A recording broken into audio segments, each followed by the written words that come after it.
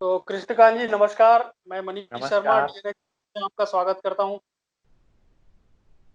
बहुत-बहुत धन्यवाद। आपका भी स्वागत है भारतीय जनता पार्टी के जिला कार्यालय में। जी, जी, जी, बिल्कुल मैं आपका परिचय करवा दूँ अपने दर्शकों से कि जी, हमारे साथ आज मौजूद हैं कृष्णकांत पवार जी जो बालोद भारतीय जनता पार्टी के जिला अध्यक्ष हैं और आज हम उनसे चर्चा करेंगे, सभी मुद्दों पर चर्चा करेंगे, पार्टी स्तर पे भी चर्चा करेंगे और साथ ही साथ कुछ अन्य मुद्दों पर भी चर्चा करेंगे। तो सबसे पहले मैं कृष्णकांत जी, आपसे जानना चाहता हूँ कि यह अभी जो समय चल रहा है, कोरोना काल है, इसमें पार्टी की जो गतिविधियाँ हैं, वो किस तरह से हुई? क्योंकि काफ़ी कुछ यहाँ पर अभी कोरोना की वजह से एक तरह से धीमा पड़ा हुआ है। निश्चित तौर से कोरोना काल में क्योंकि ये ऐसी वैश्विक महामारी है, जिसके चलते हम सब यहाँ पर बहुत परेशान हैं और ये एकदम नया अनुभव है। कोविड-19 हमने कभी सुना नहीं था।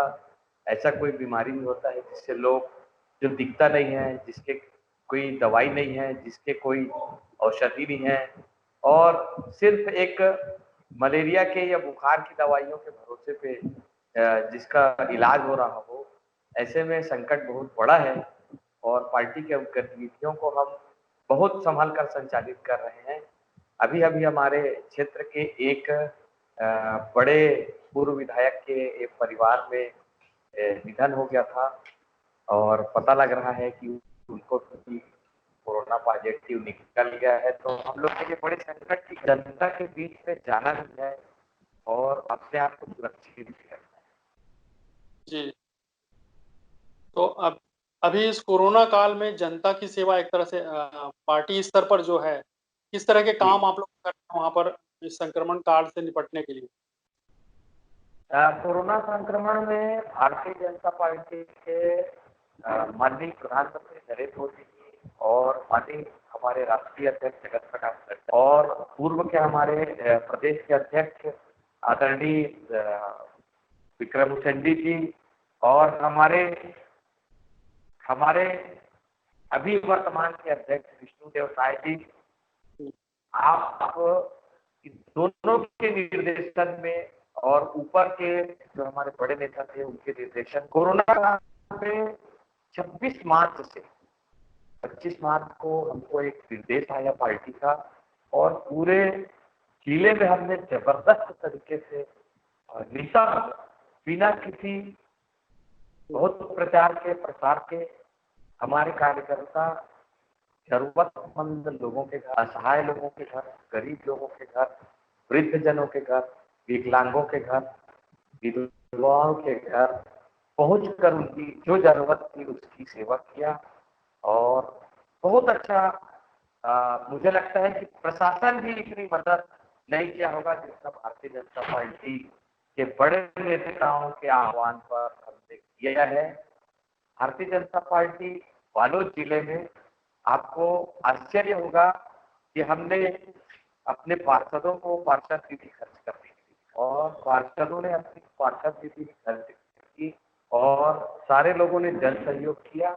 आपको जान के आश्चर्य होगा कि पीएम केयर्स फंड से हमने बालोद जिले से 16 लाख से ऊपर की राशि माननीय प्रधानमंत्री जी को देश के कोरोना पीड़ितों के लिए समर्पित किया है। ऐसे ही 38,000 से ऊपर मास्क पूरे बालोद जिले में हमने हमारी कुछ बहनें कार्यकर्ता जो थी उसको बहुत ही नॉमिनल राशि देकर कपड़े का पैसा देकर ये काम कराया गया और कई महिलाओं ने तो अपने घर से ही पैसा लगाया और हमने उसको वितरित किया।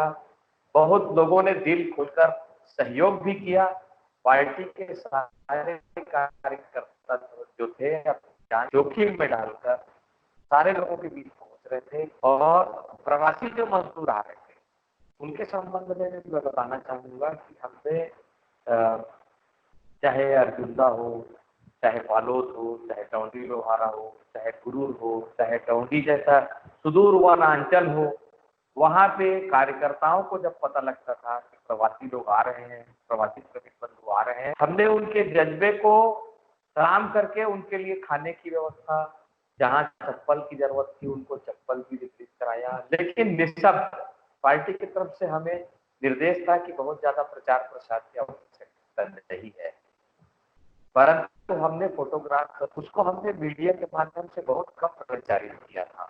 लेकिन भारतीय जनता पार्टी का एक ऐतिहासिक चीज जो बन रहा है कि कोरोना काल में हमने जो कार्य किया है उस पे पार्टी ने एक ई बुक भी बनवाने का काम शुरू किया है, जिसमें पार्टी के सारे बड़े से लेकर छोटे नेता तक, माननीय डॉक्टर रमन सिंह जी से लेकर माननीय विष्णुदेव साय जी से लेकर हमारा एक छोटा सा कार्यक्रम उसमें लगा हुआ है, संलिप्त है और इतनी जबरदस्त तरीके से सेवा किया है कि हम उसकी जितनी भी तारीफ करेंगे भारतीय जनता पार्टी जिला बालोद के कार्यकर्ताओं की कम है। हमने मात्र 25,000 का लक्ष्य बनाया था, आपको जान के आश्चर्य होगा कि 38,000 से ऊपर का लक्ष्य हमने पार कर लिया है।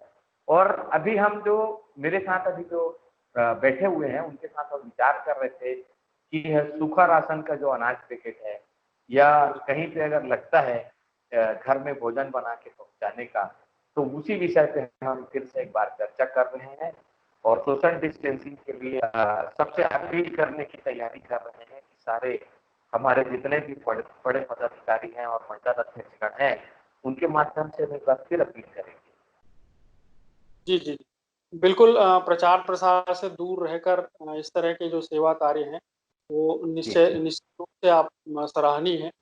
दूसरी ओर ये तो हुआ पार्टी के स्तर पर आप लोगों ने जो किया, लेकिन अभी जो सरकार के स्तर पर जो हो रहा है, सरकारी तौर पर जो संक्रमण को रोकने के लिए जो उपाय कर रही है सरकार, माननीय भूपेश जी की सरकार, वो उपाय कितने वहाँ पर कारगर सिद्ध हो रहे हैं और कितने लोग संतुष्ट हैं वहाँ से? देखिए, मैं आपको बताना चाहूँगा, बालोद जिले में जो कोरोना काल में प्रशासन से मेरी चूँकि जिलाध्यक्ष होने के नाते प्रशासन से मेरी लगातार चर्चा होती थी, यहाँ के नेताओं से भी चर्चा होती थी।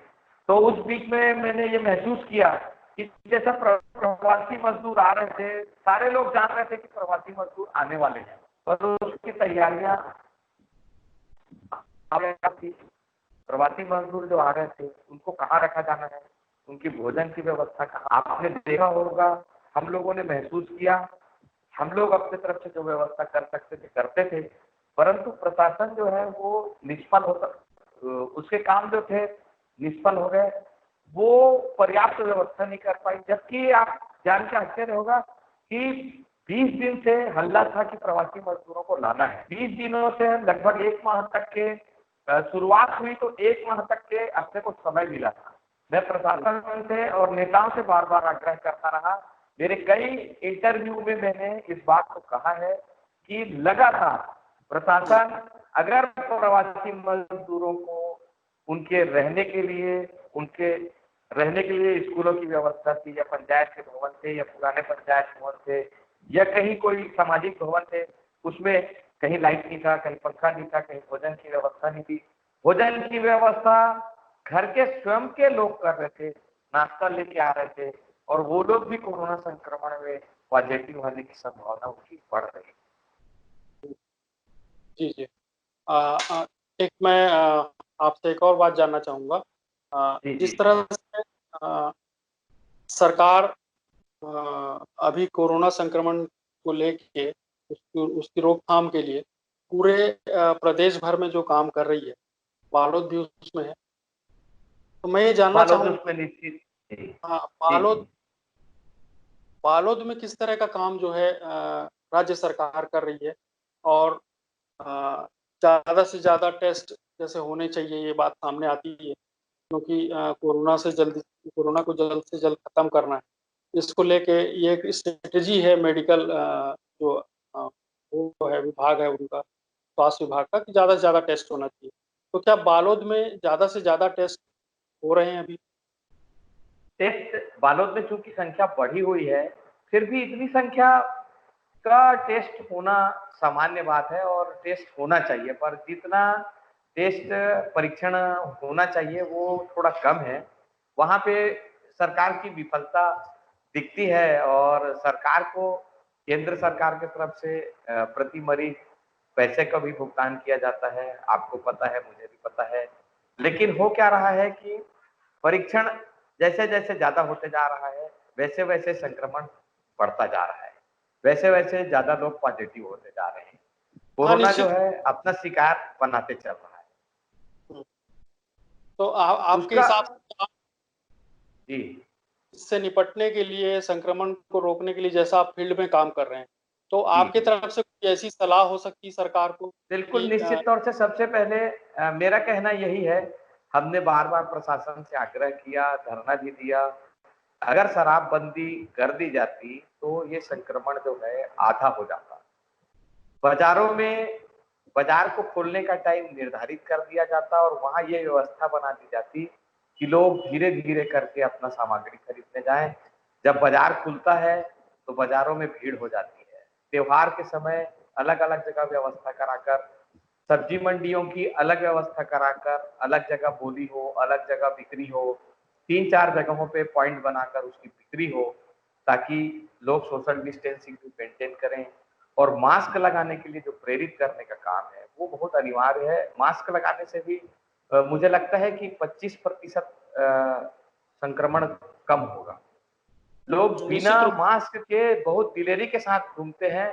ऐसे लोगों को आप समझाइश देंगे तो मानते नहीं हैं। हम कोशिश करते हैं कि हम खुद मास्क लगाए रहें और दूसरों को भी मास्क लगाने के लिए प्रेरित करें, परंतु वो भी पर्याप्त नहीं हो पा रहा है। इसमें प्रशासन और सामाजिक संगठनों का भी योगदान अनिवार्य है। जिस तरह से कोरोना काल में अभी लॉकडाउन जो था उसको धीरे-धीरे खत्म किया गया और बहुत सारी व्यावसायिक गतिविधियां जो हैं उसको शुरू की गई जी, और लगातार वो और चालू करने के दिशा में जो है वो राज्य सरकार भी कदम उठा रही है और केंद्र सरकार भी उठा रही है। लेकिन एक ऐसा विरोधाभास क्यों है? राज्य सरकार भी वही कदम उठाती है, केंद्र सरकार भी वही कदम उठाती है। एक तरफ उसकी आलोचना की जाती है और एक तरफ उसकी तारीफ की जाती है। आपको क्या नहीं, लगता है? मुझे लगता है कि केंद्र सरकार देखिए माननीय प्रधानमंत्री नरेंद्र मोदी जी ने हम सब के लिए एक प्रत्येक घरों में, पूरे भारत के प्रत्येक घरों में एक पत्र भेजा है पार्टी के माध्यम से और उस पत्र में सबसे पहले लिखा हुआ है कि जनवरी 2020 में कोविड के परीक्षण के लिए एक प्रयोगशाला थी मात्र जनवरी 2020 में। मई में वो संख्या जो है बढ़कर 1400 करीब हो गई और आज 14,000 से ऊपर परीक्षण की प्रयोगशाला है कोरोना पॉजिटिव की। तो निश्चित तौर से मरीजों की संख्या बढ़ते दिखती है, ग्राफ बढ़ते दिखता है। पहले हमारे पास वेंटिलेटर कितने थे? कल रात की न्यूज में मैं देख रहा था तो 3 लाख अगर बन जाते हैं अगर वेंटिलेटर, तो ये भी एक केंद्र सरकार की बहुत बड़ी योजना कामयाबी की ओर मानी जाएगी। और लगातार कांग्रेस की सरकार जो है, जैसा मैंने कहा कि अगर वो शराबबंदी करेगी तो 25% तो कोरोना पे विजय हम पा सकते हैं और 25% अगर हम सब संगठन के लोग, पार्टी के लोग एकजुट होकर अगर मास्क लगाने के लिए और सोशल डिस्टेंसिंग को मेंटेन करने के लिए अगर प्रतिबद्ध हो जाए, मैं देखता हूं कि कई बार जो है कार्यक्रम होते रहते हैं। यहाँ लगातार देखने को मिलता है कि प्रशासन के कार्यक्रम में मंत्री जी जब जाते हैं तो इतनी भीड़ हो जाती है। हमारे भी कई कार्यक्रमों में ऐसा लगता है कि सोशल डिस्टेंसिंग मेंटेन होना चाहिए और हम लोग कोशिश करते हैं कि सोशल डिस्टेंसिंग मेंटेन हो, लेकिन दूसरे लोग नहीं कर पाते हैं, जिसके कारण कोरोना पॉजिटिव जो है अपना प्रकोप बढ़ाते चल रहा है। बिल्कुल। अब तो सरकार के दायरे के अंदर भी कोरोना जो है वो पहुँच चुका है। जी सरकारी जी ऑफ़िसों में पहुँच चुका है और लगभग बिल्कुल मेरे ख़्याल से अब कोई भी ऐसी जगह छूटी नहीं है, बिल्कुल। सिर्फ़ गाँव को छोड़कर। गाँव अभी भी जो दूर-दराज गाँव हैं वो अभी भी इससे दूर हैं कोरोना से। मुझे तो आने नहीं, वाली मुझे लगता है कि बालोद जिले में थोड़ा-सा हम अगर इस बात को बोलेंगे तो अतिशयोक्ति हो जाएगी। बालोद जिले में तो दूर-दराज वनांचलों में भी कोरोना पाया जा रहा है। ये बड़े आश्चर्य का विषय है कि ऐसा कैसा जहाँ के लोग उस गाँव से ना आते हैं, ना जाते हैं, वहाँ के भी आदमी लोग बालोद जिले के लगभग 40 गाँवों में 40 गांवों में आपको कोरोना पॉजिटिव मिल जाएंगे, और वो भी 1-2 की संख्या में नहीं, 10-10, 5-5, 8-8, 12-12 की संख्या में मिल रहे हैं। बालोद शहर में ही कल 9 लोगों को कोरोना पॉजिटिव पाया गया है। अर्जुंदा में 7 लोगों को पाया गया है। अर्जुंदा जैसे एक छोटी सी बस्ती है, वहां पे अगर 7 लोग अगर निकल रहे हैं, मोखा करके एक गांव है, वहां पे अगर 7-8 लोग निकल रहे हैं, तो मुझे आश्चर्य होता है कि एक साथ सामूहिक रूप से ये अगर फैलता जाएगा तो अगर इस पे हम रोकथाम नहीं कर पाएंगे। कल एक अभी जो खबर आई है, एक छोटी सी बच्ची की मौत भी हो गई है, तो वो एक थोड़ा सा विषय अजीब हो जाता है हम लोग के लिए। और अभी तक के बालोद जिले में कोरोना पॉजिटिव से मृत्यु का दर बहुत अच्छा है, भारत में भी बहुत अच्छा है। केंद्र सरकार ने उस पे अच्छे से सफलता पाई है। कहीं कहीं जहां पे अव्यवस्था थी या जहां पे लोगों ने सहयोग नहीं किया था, वहां पे जैसा दिल्ली है या मुंबई का एक धारावी इलाका है या इंदौर है, जहां पे लोगों ने सहयोग नहीं किया, वहां पे कोरोना ज्यादा बढ़ा। और वहीं से निकला है। परसों मेरे एक रिश्तेदार जो नागपुर से आए थे, अपनी बेटी को लेने गए हुए थे, मेरे रिश्तेदार थे, परसों रायपुर में उनकी डेथ हो गई। धमतरी उनको लाया गया तो 5 लोग उनके शव यात्रा में शामिल हुए। बड़ा दुखद था कि मैं अपने रिश्तेदार के मृत्यु के कार्यक्रम में जा नहीं पाया, परमिशन था नहीं। महाराष्ट्र एक बड़ा गढ़ बन चुका है, जहां से छत्तीसगढ़ का राज्य लगा हुआ है, और वहां से कोरोना जो है लगातार बढ़ रहा है। मुझे लगता है कि उसको भी सील किया जाना चाहिए कुछ दिनों के लिए, ताकि वहां का संक्रमण छत्तीसगढ़ में ना आ पाए। बिल्कुल।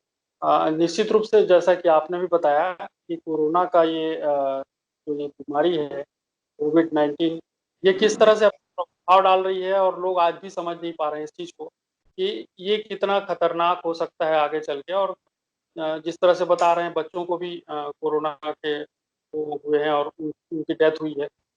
तो कहीं न कहीं पर इससे हम सभी को लड़ना है और सतर्क रहना है, सुरक्षित रहना है। तो बहुत-बहुत धन्यवाद कृष्णकांत जी, और आपसे नमस्कार। बात बड़ा अच्छा लगा। आगे भी आपसे बात होती रहेगी, अन्य मुद्दों पर भी बात करेंगे। क्योंकि जी अभी कोरोना था इसलिए हमने कोरोना पर ही बात की आपसे, और जी आगे चल के हम इस स्तर पर और भी राजनीतिक मुद्दों पर बात करेंगे। तो एक बार फिर से निश्चित। आपको नमस्कार। आपको भी नमस्कार, धन्यवाद।